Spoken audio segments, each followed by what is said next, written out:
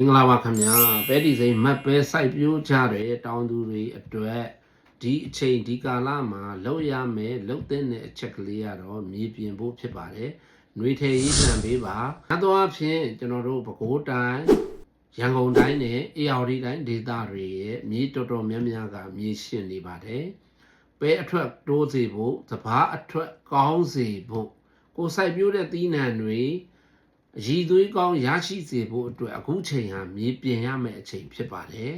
။မြေပြင်ဖို့အတွက်ကိုဒိုလိုမိုက်သုံးလို့ရပါတယ်။ကယ်လ်ဆီယမ်ကာဗွန်နိတ်ဖြစ်တဲ့စိုက်ပျိုးရေးထုံးကိုလည်းသုံးပေးလို့ရပါတယ်။ဒီအချိန်ဒီကာလမှာ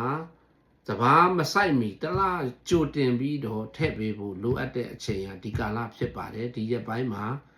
ဒီမြေပြင်တဲ့ကိစ္စကိုဆောင်ရွက်ထားမယ်ဆိုရင်နောက်မိုးရင်းကာလပဲဖြစ်စေစဘာဆိုင်ပြီးနောက်ပဲဆိုင်တဲ့အချိန်မှာကိုမြေကသူများတဲ့စာရင်များစွာအာဟာရတန်ဖိုးတိုးနေပါလိမ့်မယ်မြေစီလွာရဲ့ဖွံ့ဖြိုးတိုးတက်မှုကလည်းပိုပြီးကောင်းနေပါလိမ့်မယ်ခင်ဗျာအခုချိန်မှာမြေပြင်ဖို့အတွက်ကိုဒိုလိုမိုက်ဆိုရင်50ကီလို2အိတ်နှုံထည့်ရပါမယ်ကယ်လ်ဆီယမ်ကာဗွန်နိတ်သို့မဟုတ်စိုက်ပျိုးရေးထုံးကိုသုံးမယ်ဆိုရင်တော့အနည်းဆုံး10အိတ်ထည့်ဖို့လိုအပ်ပါတယ်ဒါ50ကီလိုအိတ်ကိုပြောတာပါပို့ပြီးတော့ကိုမြေရဲ့ဂုံသက်တိတွေမြေကိုပို့ပြီးကောင်းစေခြင်းနဲ့မြေမှာဖြစ်နေတဲ့အပင်သေးအပင်ပြောက်တွေကျင်းစင်ခြင်းနဲ့ဆိုရင်တော့သဘာဝမြေဩဇာကိုထည့်ပေးရပါမယ်ထွိုင်ကိုဓာမလို့ဒီမြေပြင်မှာရှိတဲ့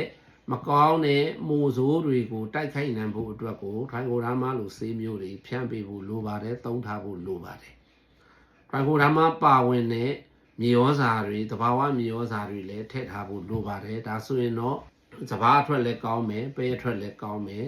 ကိုစိုက်တဲ့သီးနှံတိုင်းအောင်မြင်ဖြစ်ထွန်းလာမှာဖြစ်ပါတယ်ဒါကတော့မြေနဲ့ပတ်သက်ပြီးတော့ဆောင်ရွက်ရမယ့်အချက်ကလေးတွေကိုအကြံပြုပြောကြားပေးခြင်းဖြစ်ပါတယ်ခင်ဗျာကျေးဇူးတင်ပါတယ်